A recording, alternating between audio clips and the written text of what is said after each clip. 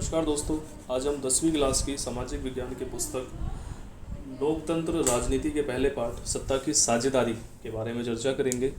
आज की वीडियो में हम इस पाठ का जो नाम है सत्ता की साझेदारी, इसको समझेंगे कि आखिरकार सत्ता की साझेदारी हम कहते किसे हैं और यह क्यों आवश्यक है।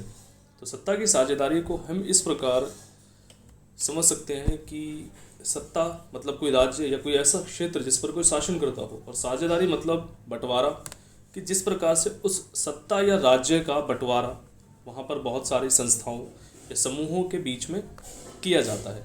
तो इन्हीं बिंदुओं पर हम इस वीडियो के माध्यम से चर्चा करेंगे।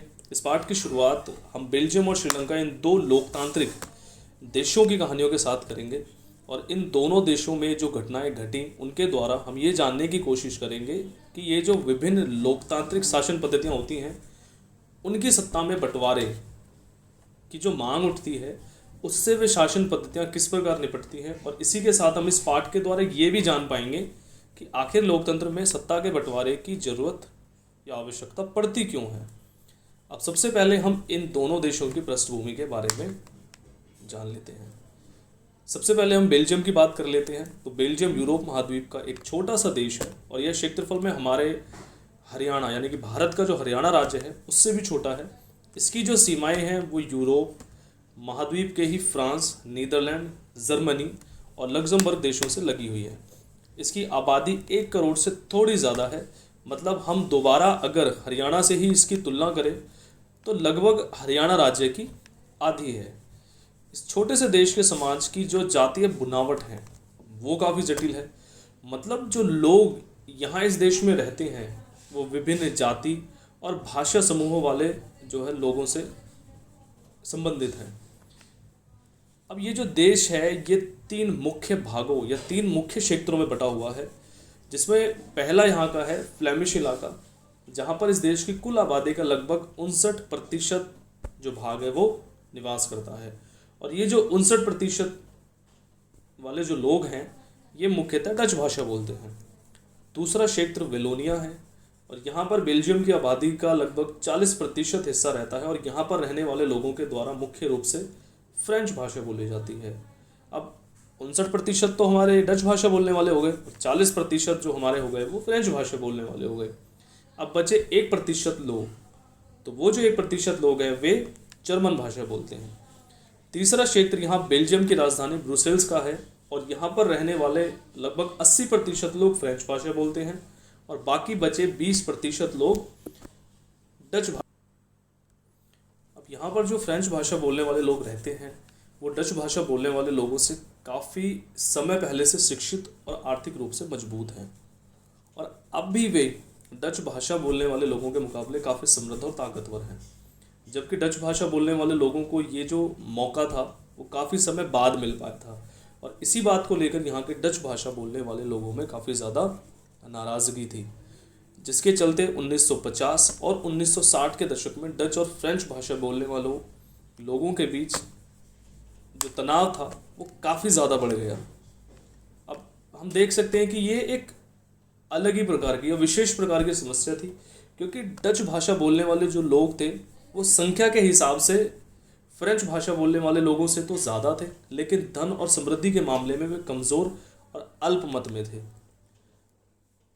आइए अब हम दूसरा देश जो है श्रीलंका, उसके बारे में बात कर लेते हैं। तो श्रीलंका एक द्वीपीय देश है, और ये भारत के तमिलनाडु राज्य के दक्षिणी तट से कुछ ही किलोमीटर की दूरी पर स्थित है। इसकी जो आबादी है वो लगभग 2 करोड़ है, यानी हरियाणा राज्य के बराबर ही है। श्रीलंका एशिया महाद्वीप में स्थित है, और ये एशिया के दक्षिणी भाग में स्थित है। अब अन्य दक्षिण एशियाई देशों की ही तरह यहाँ पर भी कई जातीय समूहों वाले लोग रहते हैं। सबसे पहला और सबसे प्रमुख सामाजिक समूह यहाँ सिंहली भाषा बोलने वाले लोगों का है, जिनकी आबादी यहाँ की कुल आबादी की लगभग 74% है। सिंहलियों के बाद फिर तमिल भाषा बोलने वाले लोगों का नंबर आता है, जिनकी संख्या कुल आबादी की लगभग 18% है।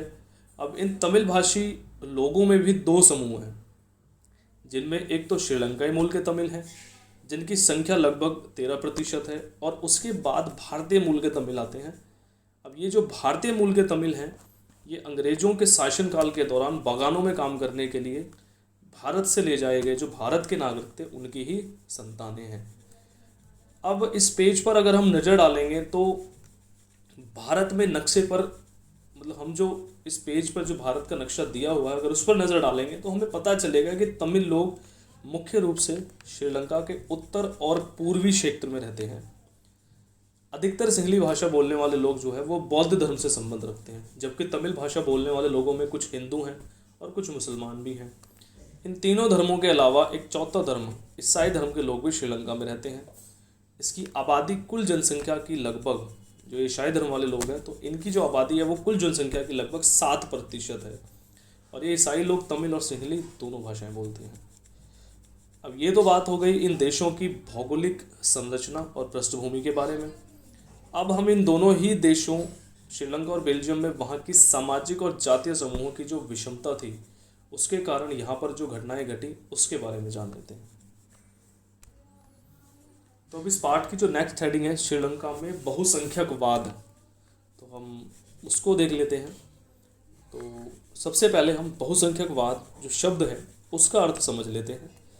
तो बहुसंख्यकवाद का अर्थ होता है कि ऐसी मान्यता या सोच जिसमें यह समझा जाता है कि कोई समुदाय बहुसंख्यक है या उसकी संख्या या उस समुदाय के लोगों की जो संख्या है वो अन्य समुदाय वाले लोगों से ज़्यादा है, तो वह अपने मनमाने ढंग से देश पर शासन कर सकता है और इसके लिए वह अल्पसंख्यक लोगों की ज़रूरतों और उनकी इच्छाओं की अवहेलना या उन्हें नज़रअंदाज कर सकता है। तो उस विचारधारा को हम क्या कहते हैं? बहुसंख्यकवाद कहते हैं। अब हम श्रीलंका में बहुसंख्यकवाद की घटना पर नज़र डालते हैं। तो श्रीलंका जो था वो 1948 में आज़ाद हुआ था। उस समय श्रीलंका में सिंहली समुदाय के लोगों की संख्या तमिल भाषा बोलने वाले लोगों की संख्या की तुलना में ज़्यादा थी। इसी का फ़ायदा उठाते हुए सिंहली समुदाय के कुछ नेताओं ने शासन पर अपना प्रभुत्व जमाना चाहा। अब चूंकि सिंहलियों की संख्या अन्य लोगों के मुकाबले ज़्यादा थी तो उन्होंने चुनावों में भी जीत हासिल कर ली। इसी के साथ उन्होंने अपनी प्रभुता को कायम रखने के लिए कई ऐसे कदम उठाए जो सीधे तौर पर सिंहलियों के पक्ष में थे और उनमें अन्य सामाजिक समूहों की सीधे तौर पर अवहेलना कर दी गई थी।